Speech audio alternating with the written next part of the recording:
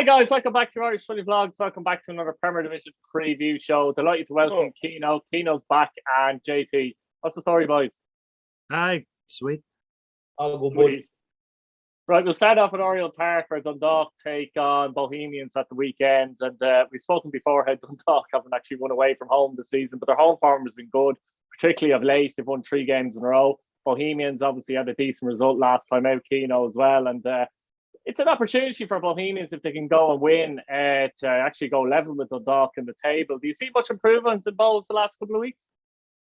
To be honest, every team is capable of getting a few results on that day, and I think we've seen that. Like they'll obviously be delighted with the draw in Derry, and they can definitely take confidence from that going into this. Dundalk have a bit of a monkey on their back with the away form at the minute in terms of not winning, stuff like that as well, and the UCD game and stuff, 2-0 up. I know they were down to 10 men, but it all plays into the factor, and you're just if once they get that out of the way, once they get that win, I think they'll be all right.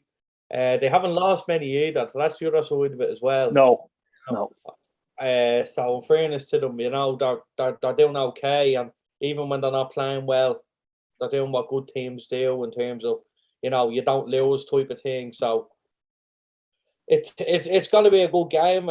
It's definitely not, it's not going to be season defining or anything like it. We're going to have hundreds of chopping and changing from now to the end of the season. But it's a chance for both to really build on a positive week last week and with the games, and it's the same against a chance for Dundalk to put it right in terms of the UCD result and stuff like that. Because I think Dundalk, a lot of us don't have big expectations in them, but in Dundalk they would, and Stevie and the players would have big expectations of being that team that finishes third, and that's where they want to be, And look, definitely, Bows are in that boat, Pats are in that boat, and Sligo would like to think they're in that boat as well. So, it's that little league there, and if you don't lose against them teams, you give yourself a chance. So I expect these games to be a lot cagey in terms of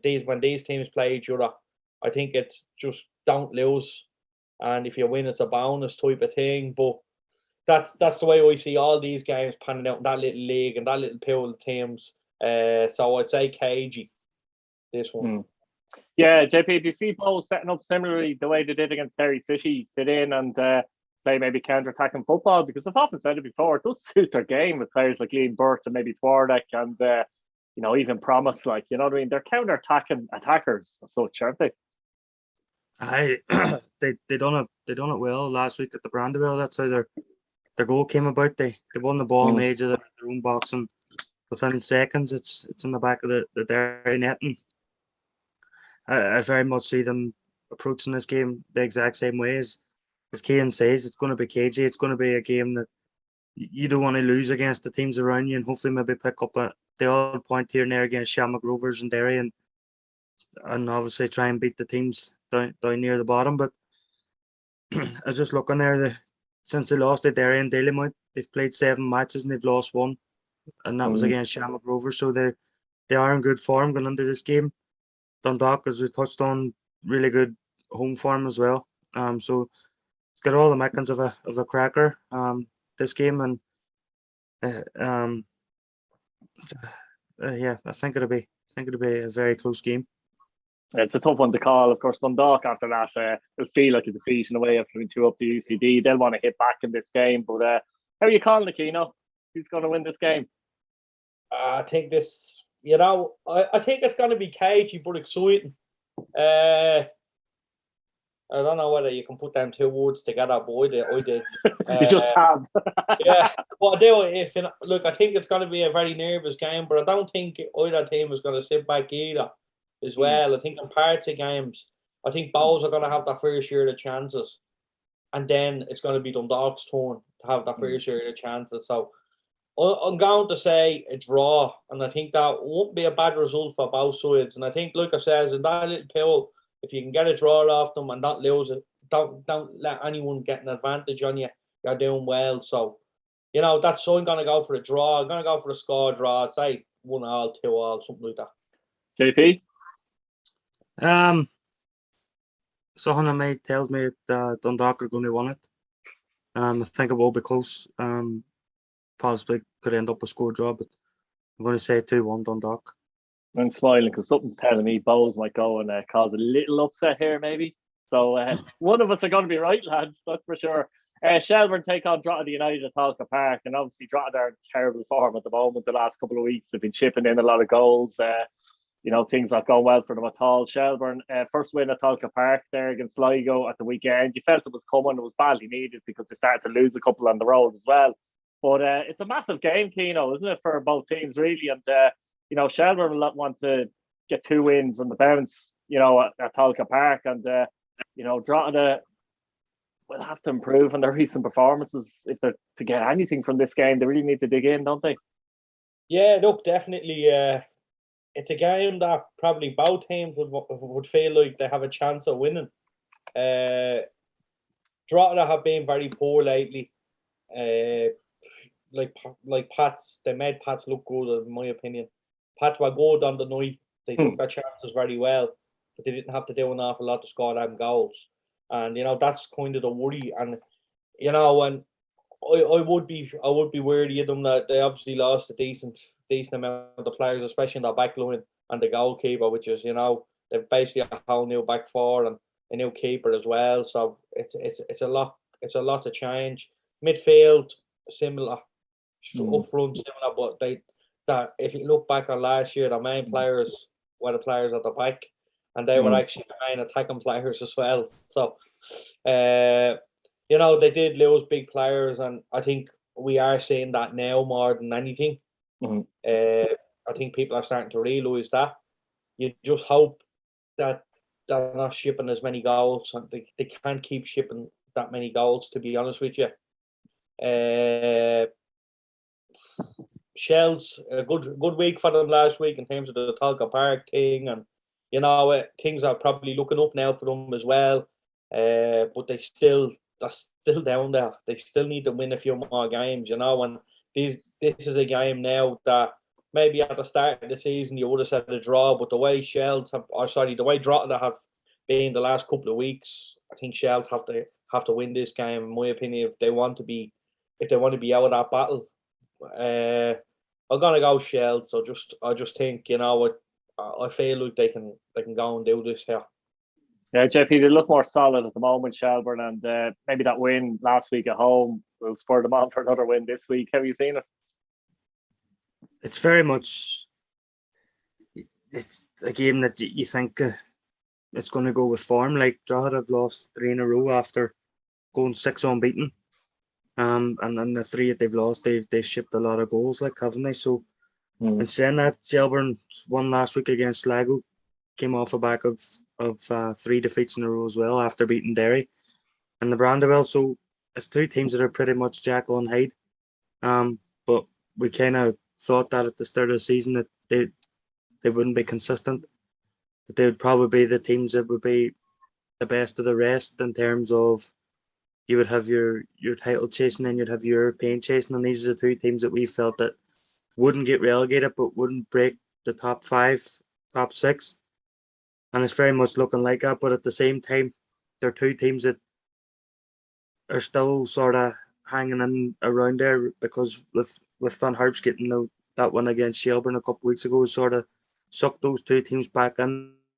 Harps are playing UCD this weekend as well. So it's a game that one of these will want. They want to open up that gap between themselves and the bottom, or in this sense maybe maintain the gap between themselves and Van Harps, depending on how that result went in Ballybuffet. But Drogheda, as I say, they've lost 3 in a row and they shipped a lot of goals. Shelbourne will have to take heart from that first one of the season at home against Sligo. Massive win, JP. If Shelbourne could actually win it, it was a massive win, wouldn't it? If they could win this game. Win. And 2-1 suggests that it was tight, but by all means it looks like it was one-sided, to be honest. So I know Damien Duff has said he's not interested in moral victories, but he didn't just get a moral victory last week. He got a proper victory, and they put it up there really good. I wouldn't say really good Sligo team, but a good Sligo side who I would say were much better than Shelbourne and overall. So it's a really good win for them. And I think they'll come out on top in this one as well. I think they might win this one quite comfortably, to be honest with you. Interesting. Yeah, I'm going to go for Shelbourne as well. That's a full house there. Finn Harps take on UCD, as you mentioned there, in Ballybuffet. And this is an opportunity for Finn Harps to get another 3 points. They've only had 1 win this season. I think you mentioned it last week, JP. They've had 2. Oh, they've had 2, actually. You're right. Both against Shelbourne. Both against Shelbourne, yeah. But one home win is what I meant. Sorry. So they've had 1 home win against Shelbourne this season. But you're right, their 2 wins have been against Shelbourne, which is interesting as well. But I think you mentioned it though, JP, last week. You said that you've a feeling that a win for UCD is around the corner. It'd be massive if they somehow did go to Finn Harps and get the 3 points. It'd only be 2 points behind Finn Harps in the table, but it's a really big game because the Finn Harps win, I think, seals UCD's fate really and puts them 8 ahead of them. And obviously in the knowledge, that Shelbourne and Drogheda are playing each other, that something's going to give there. Aye, like as you say, a win for Harps in this game, you can't really see UCD catching them, to be honest with you. But at the same time, for Harps, a win could see them possibly climb out of the drop zone. But at the same time, UCD will see this as an opportunity to get themselves back into the running. And I do feel that there's a win only around the corner for UCD by the way they've put in performances over the last 4 or 5 weeks. Probably unlucky in a few games, probably maybe disappointed that they maybe didn't go on and win the game against Dundalk last week, but no doubt that they'll take the point that they got, considering they came from 2-0 down in that game. Can they put in the same type of performance in Ballybuffet? Now we know UCD like to get the ball down and knock it around and stuff like that. And Finn Harps sort of moved towards that sort of playing style over the last season and a bit as well. And I know there's a lot that always criticises the pitch in Ballybuffet, but I don't think the UCD bowl's much better. It's going to be another game. It's going to be quite cagey, I think.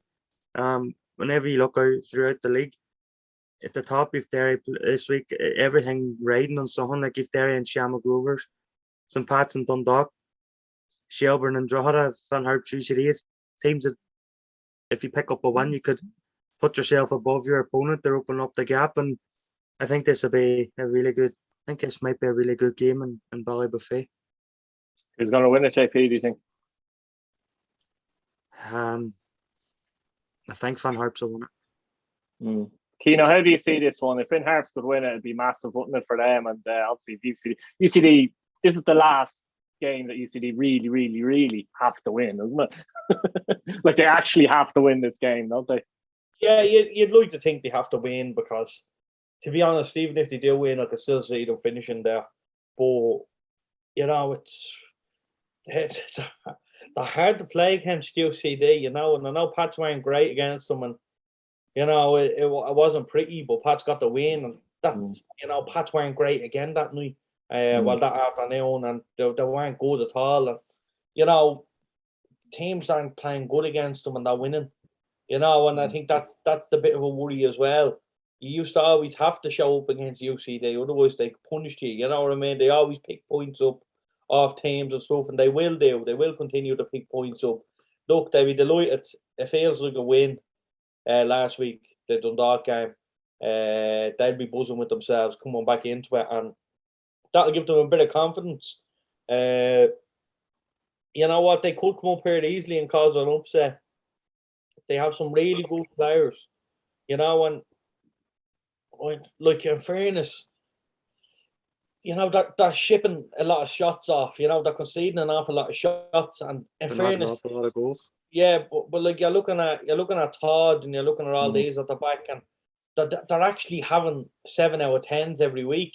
It's just the fact is that the style of play, Keno? Really, more so. No, like they're I've been watching UCD the last couple of weeks in terms of doing match reports and stuff like that, and like the likes of Todd, Evan Ozam, all these type of players, for me they're hitting 7 out of 10 every week because they're doing so good defensively. They're having 14 or 15 shots coming in or things to deal with, and You know, they're dealing with 12 or 13 of them really well. And, you know, in a normal League of Hurling game, you wouldn't even have to deal with that much probably in 2 games.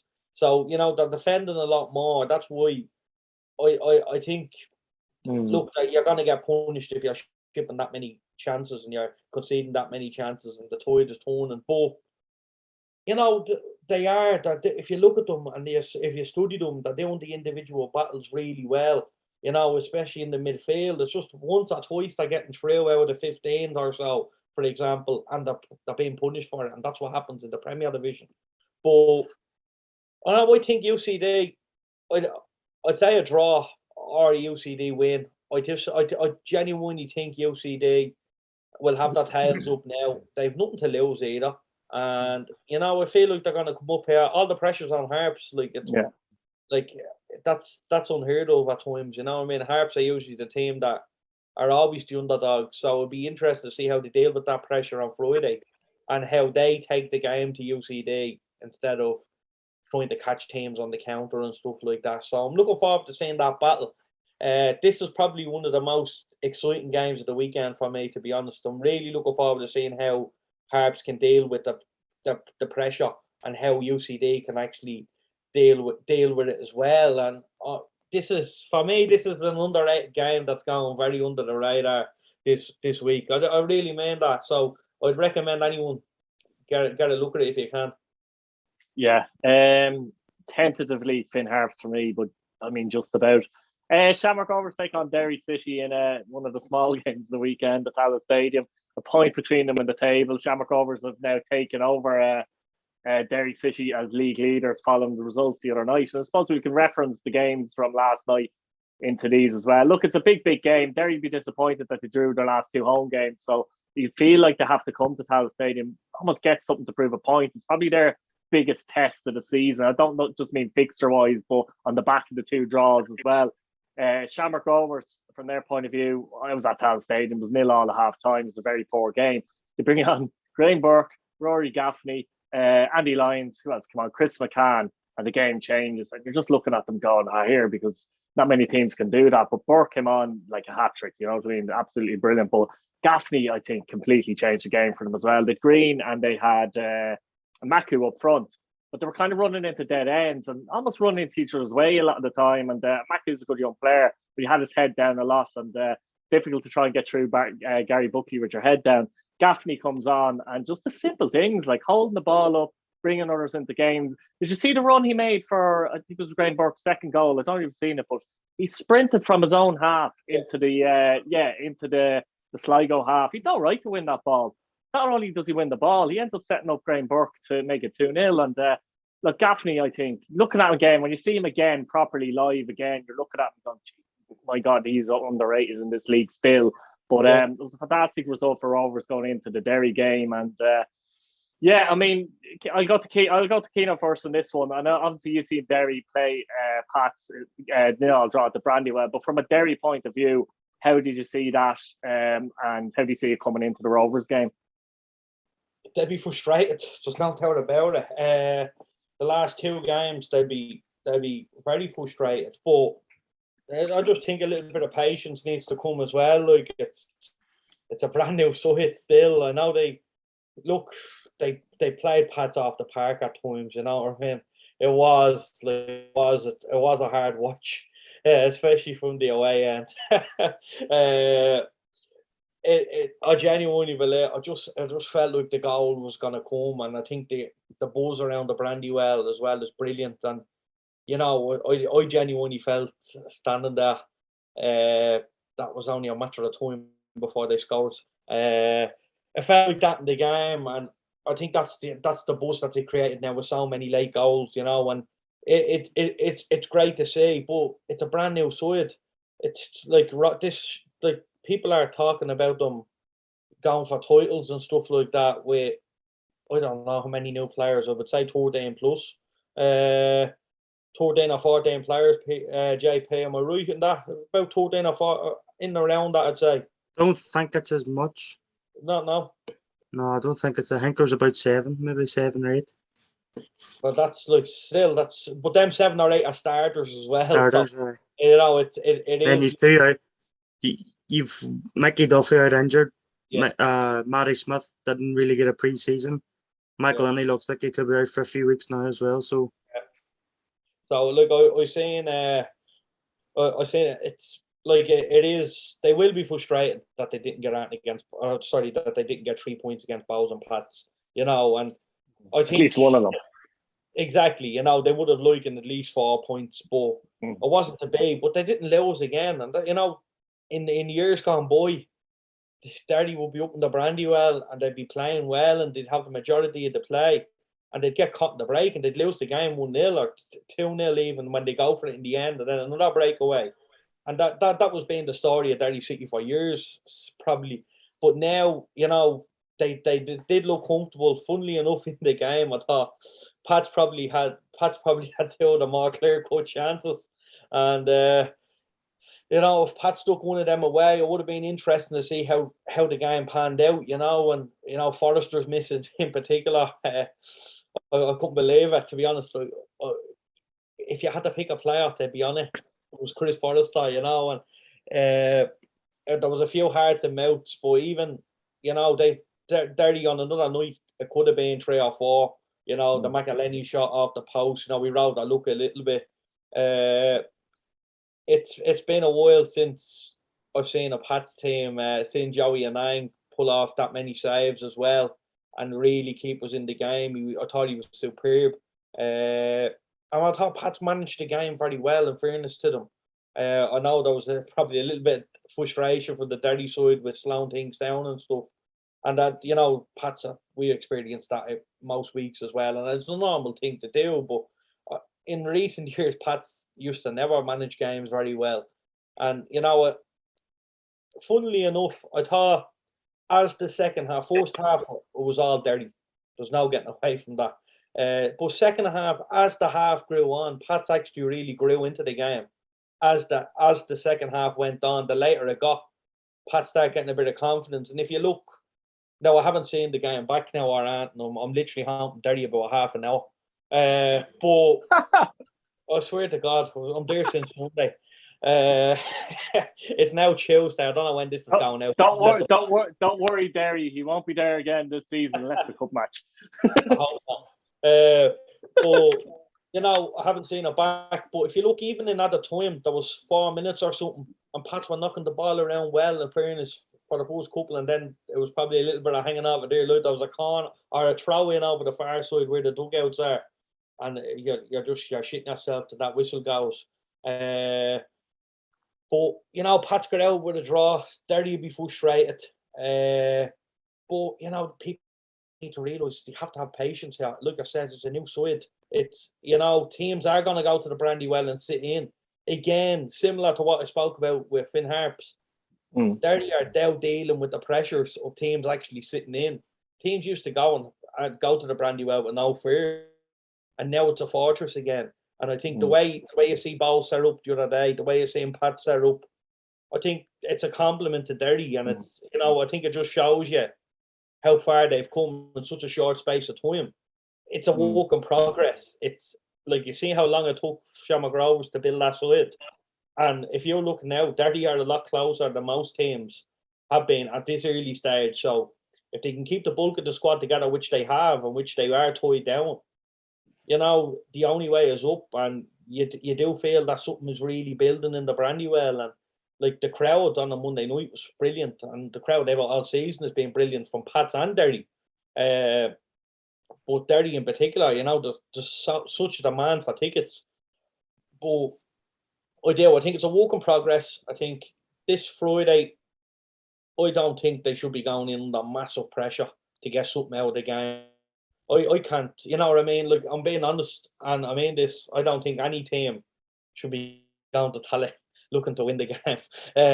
You know what I mean? If you can get out with a draw, if Derry can do what Pat's done last night, I think that would be a great result. And just don't lose. And that can happen with Europe coming up. I know both teams are in Europe, and, you know, a lot of games we played, there will be slip-ups along the way from both sides.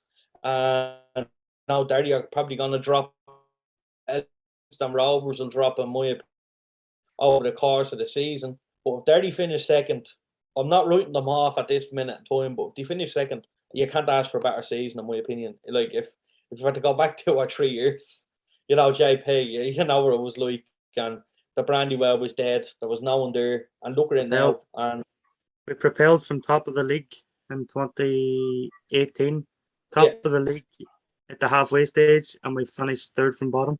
Yeah. Mm-hmm. So it just shows you, and I think it's going to be. I think it's going to be a number of seasons before we see Derry win the league title, and I think people's expectations just need to go down a little bit. And just, I know they're still contenders. I still think they'll run them close. I've no doubt about that. We are going to have a title race here, and there will be chops and changes. But Derry are dealing with a new pressure here, and that's vital. People don't realise how big that is. Pressure in the Brandywell the last couple of years. Derry were kind of a mid-table club, and if they got into Europe, it was a bonus. I had to run the cup, it was a bonus. But now people are expecting. There was always the pressure of they had a challenge for Europe. There was always that sort of pressure. Yeah, and that's like when you think of it, JP, Europe, that's mid-table, really. You know what I mean? And you never had the pressures of going for titles and stuff like that. And then all of a sudden, I know beating Shamrock Rovers, people are going to talk, and that's the way it is. On Friday, like Derry obviously go to Tala and play Shamrock Rovers. But do you think if Derry are to win the league, they need something from that game, though? I think so. I think as Cian touched on, if Derry can go to Tala and do what Pats did to Derry last night, it'd be a good result. Like, so, look, I think even the most the biggest Derry City fans, I think we all knew that Shamrock Rovers at some point were going to overtake us. We were just hoping that it'd be later on in the season, and maybe we were a wee bit closer to the end, and maybe a chance to. But look, there's still more than half a season to go. So, but I think it's the case where if you want to win the league, that you can't lose this game, because then they open up a 4-point gap, and you could see them then riding off into the wilderness, if you know what I mean. And I think any neutrals probably won't want that. They'll want to see a proper title race. But on the last 2 games against Bows and St. Pat's, it's probably 2 games where you're probably wanting to have Michael Duffy on the pitch, because it's a game that he could win you in the space of a few seconds, basically. You know, Magdalene almost did it last night with the shot from distance that hit the post, and 9 times out of 10 that hits the inside of post and goes in. Or in Richmond Park it might, but not in the Brandywell. It hits the inside of post and goes in, or it hits Joseph and hanging and ends up in the back of net. So it just shows you when your luck's out, basically. And who knows, maybe all their luck that was out last night might be in on Friday night against Shamrock Rovers. You never know. It's going to be a difficult task. They're on a good run, Shamrock Rovers. It's another home one for them. I think they've, out of the last 8 games or something, they've only dropped points in one of them. That was a 1-1 draw in Sligo. So it'll be tough for Derry, but by all means it's not over if they don't. By all means it's not over if they lose this game, because there's still, as I say, more than half a season to go. But and then you factor in Europe, which Shamrock Rovers probably have they don't probably have a better. They do have a better squad. They cope with the demands of playing Europe and the league. But the other side of that is it's more likely for Rovers to go further in Europe than what Derry will. So the further Rovers going to Europe possibly could favour Derry in the terms of a title race. But Derry have to be in the position where they can capitalise on that and put pressure on Rovers come July and August. If say Rovers are playing in Europe and Derry aren't, and Derry are playing the league and they can maybe win their league game, and all right, Shamrock Rovers they'll play them games further in the league and they'll have them games to fall back on. But as we know, it's points in the bag that really counts, and that's all Derry be looking to do now, is to just maybe stay on the coattails of them. And but you never know. All it takes is one mistake, like it did in the Brandywell, and you could win the game. Keno, Shamrock Rovers, Derry City. How are you calling it?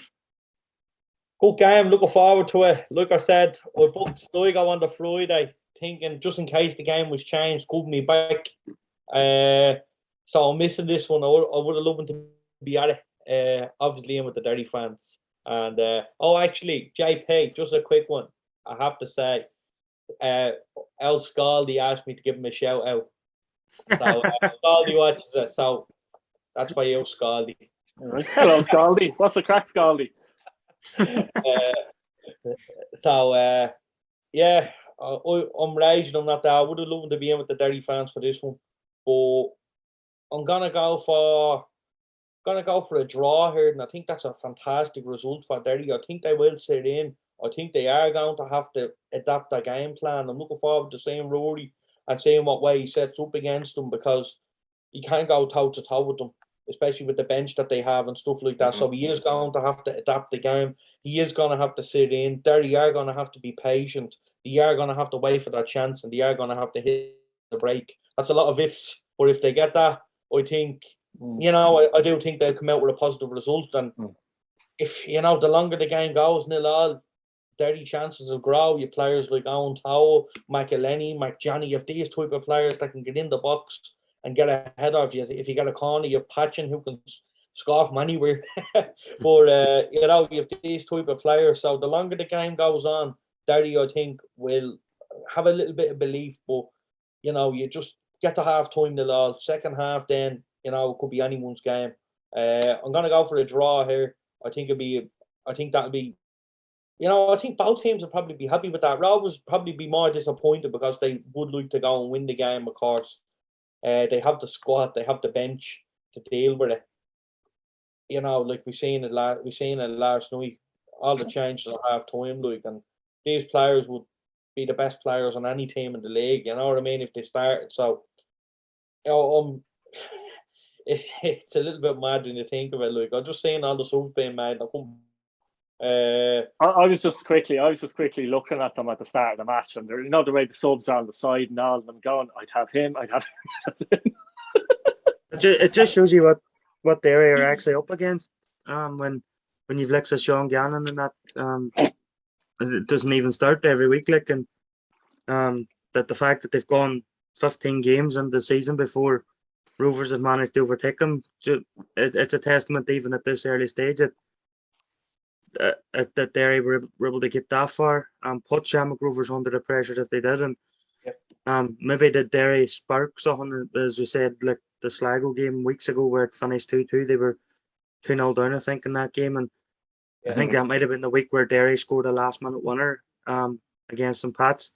And was that possibly the game changer for Shamrock Rovers? Was that they were thinking, right here, there's an actual team giving us a title race this year. We need to sort something out, and it just shows what Derry up against. And if Derry can go another 15 games and still be only like another 2 or 3 points behind, maybe 4, then I'll be happy with that.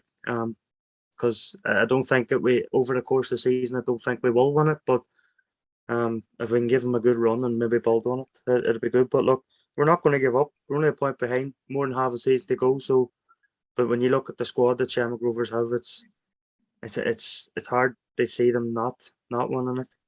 Winning the league, that is, not this match. Yeah, I think Rovers will pinch it myself. I think Derry more capable of getting results, and I wouldn't be surprised if it did. But Rovers to pinch it myself. Sligo Rovers take on St.Patrick Athletic at the Showgrounds on Saturday. That's why this one was left to last, by the way. Sligo 4 points behind Pats in the league. The last time they met, obviously, Sligo won in Chicor against St. Pat's as well. This is Pat's third game in the road in a week. So far, 2 clean sheets, 4 points. Sligo, they'll be happy to be back at home after that defeat, I suppose, to Shamrock Rovers. And, a couple of results gone against them there the last couple of days, really, to be honest, as well. And it's an opportunity, though, Keno, for Sligo to, I won't say they're out of the race, far from it, but to really reel in the team in third place now, isn't it, with a win and get a point behind. But also, it's an opportunity for Pats maybe to almost use that point in Derry and maybe kick on as well. It's an interesting game, isn't it? Yeah, look, I'm not going to lie to you. I'm playing buzzing with the last 2 games. 4 points, clean sheet. rather look at times, but all teams do that. Had our own chances to win the game, which I have to say the lads were very frustrated that they actually didn't nick it in the end. And I believe I've genuinely been honest with you in that they did have the two best chances, even though Derry had umpteen chances and some fantastic play. And Derry did get in behind a few times, especially in the first half. But when you have Joe Redmond and Gravosti defending like they have, and Joey and I pulling off saves in that kind of form, you always give yourself a fighting chance in any game. And, this game for me is a must not lose. I know it's too early to probably say that, but like I says, this is the league that we're in. We're 4 teams fighting for one spot. And if you can, if you can just not lose any advantage to them, and if you can pick up points when other teams are losing, like the way Rovers beat Sligo, and then Pat's got a point off Derry, you know what I mean? If you can pick points up when these other teams are losing, it's always a better point than it should be, type of thing. So I'm going to. This is a great game, and you know what? I'm delighted it's on Saturday because there'll be a lot of people watching it, even from home and stuff like that, and maybe a few people might end up going and seeing the game and stuff. So it's good that this game is on a Saturday. I personally like the games being spread out. So do I. Yeah. And that's like I was kind of raging that the Sligo and Shamrock Rovers game wasn't Tuesday, which tonight, considering they're playing Saturday, if you know what I mean. So it would have been sit back and watch it. But yeah, it's going to be a good game. The pitch probably isn't helping a little bit. It's getting better, isn't it? Just getting better, but it's not quite there yet. Yeah. Yeah, but in fairness, they're working hard on it. It's a lot better now than it was at the start of the season, and I think when that pitch gets back, Sligo will start getting better. But it's going to be a tough game. It really is, and Pats are in fine form. If after the Richmond game, they're 4-0. People were to say, "Geez, you'll beat Drogheda 4-0, and you'll get up." I was gonna take 4 points out of the next 3 games, and we already have that. So if you can go to Sligo and pick up a point, or even better, pick up 3, you're laughing. And I think Pat's probably done the hard thing and getting a point yesterday against Derry. So I'm looking forward to the game. Can't keep relying on other teams either. We have to do our own business here, and if we can get 3 points, it'll go an awful long way to securing third even, and even probably just putting Sligo that little bit out again, and then the gap is huge. But then if Sligo win, the gap is small. So it's one of them games. I just think if we can get out there and not lose, you'll be doing well. But I do think if someone's gonna win it with the quality, I think it's Pats, because I think Pats have more quality going forward. Sligo, and I think Pats have more quality from the bench, which could play into it as well. In terms of these players coming on, the likes of Tundy, stuff like that. Can you get them on the pitch? Kyle Robinson, players like that. We can't. Kate, I know we're probably stuck for a little bit of time, but we can't not talk about Sam Curtis at the minute as well. I think he's been a revelation, and I said it a load of times. I'm delighted we haven't gone out and bought players. I said it to you in pre-season that we have Sam there. We've had Murphy and stuff like that, and we've seen how good Adam was. He's out for a couple of months now with a hamstring, but Sam is coming in there now, and he's making that right full position his own. And I think he's probably nailed himself on now to starting for a couple of weeks, and it's great to see such a young talent playing the league. I don't care. I'm absolutely proud he's playing for Pats, but I couldn't care if he's playing for Derry or Drogheda. If he's that young, Derry have enough. But if he's that young and he's doing so well, it's great to see, and he's exciting. He's quick, and I think his quickness it'll get him out of a lot of trouble, because he likes to play football. He likes to get on the front foot. He's quick in here, though. More importantly, he is going to come up against a very quick winger. He is going to come up against a very experienced winger. that will play with him a little bit. And I have to say, I do think his pace will get him out of a lot of trouble in terms Just of as that. I said earlier, it was the type of game last night where Derry could have been doing with Michael Duffy up against him. Yeah, to be honest with you, JP, I was shocked that they didn't change it in the first half. I know I probably run a bit over time, lads, sorry. But I was shocked that they actually targeted Sam Curtis. And I think Sam Curtis was probably the stronger of our two fullbacks. And but you wouldn't blame the team because they're trying to test his inexperience. And but I think they changed it too late. They started to go down the Breslin side a lot. And Breslin dealt with it very well on the night. But I thought if they maybe made that change that a little bit earlier, something could have happened. But I genuinely believe that he's been a revelation. Pat's been crying out for a right full, I think, for a while. And he's gone in there, made the position his own his first 2 games. But I did say he's gonna be patient. He is gonna make mistakes. He's only a young lad. And I always say, if you look at anyone in the league, anyone that's young and makes that debut has a brilliant game because they're up for it. It's over the course of the season. Can you be consistent? Can you keep that level up? And that's the test now for Sam. And look, I've no doubt he will. He's a great fella. But I think he could be the difference on Pat's. And I don't like putting a lot of pressure on the young fella because that's all he is. But, he could be the difference in conceding less goals this year. I'm not going to say win games or stuff like that, but if you concede less, over the course of the season, the points will add up more. And I think that right full position was a little bit of a worry for Tim. I think now, with this in, I would give Pat a chance to go and beat Sligo on that point, if you know what I'm saying. JP, it is an important game for Sligo, though, isn't it? After the back of 2 defeats, 2 disappointing defeats. I know Shamrock Rovers turned on the style, but when they did, they kind of blew Sligo away, that kind of way. Obviously, they got a goal back late in that game through Keena. He did well, actually, to get the goal, but it was kind of very late in the game against 3-0. And they were outplayed largely for Shelbourne as well. But you know what this league is like, JP? We could all talk about Pats and saying, they could be the favourites potentially to get the 3 points here. It's like you could go and turn them over Saturday night. That's the way the league is. But they do need a performance, don't they? Yeah, as I talked earlier about Shelbourne and Drogheda being two Jekyll and Hyde teams that you don't really know what you're going to get from them from not even 1 week to the next, but 1 month to the other. And you could near enough throw Sligo into that, to be honest with you, because they started off like a house on fire. They were unbeaten in their first 3 or 4 games. They'd won at Inchicore and they drew in the Brandywell, and they should have beat Rovers and Tala.